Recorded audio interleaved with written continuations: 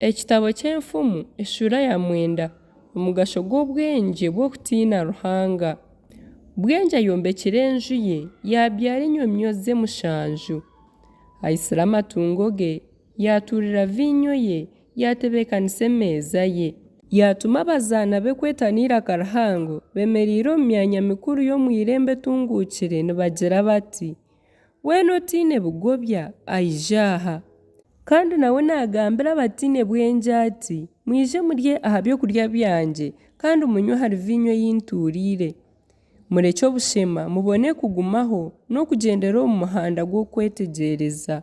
Orikuhana omugayi naba yeretiire okujumwa kandi orikuhana enkozi y'ebibi naba yegwisize akagwe. Otarahana omugayi nyensi akakwanga. Ohana omunyabwengye naija kukunda. Ohabura omunyabwengye arya yiyongera kugira obwengye. Oyegyesa ohikiriire naija kweyongera kwega. Okutiina Mukama nibwo butandikiro bw'obwengye n'okumanya orikwera nikwo kwetegyereza. Ahakuba ninyendekanyisa ebiro byawe nkakongyeraho emyaka ey'orimara omu nsi.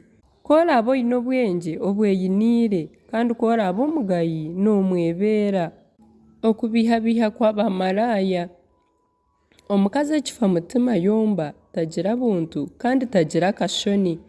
Ashutama aha muryango gw'enju ye kandi arumbaara aha kitebe omu mwanya mikuru y'omu rurembo kweta abarikuhingura. Abakwise emihanda yaabo nagira ati otiine bugobya aije aha. Kandi agambira abatiine bwengye ati amaizi genyu banoganura kandi ebiriibwa bwesherekye nibyo bishemeza. Konka we tamanya oku abafu niyo bari kandi n'abagyenyi be ko bari okuzimu wanyamuteza.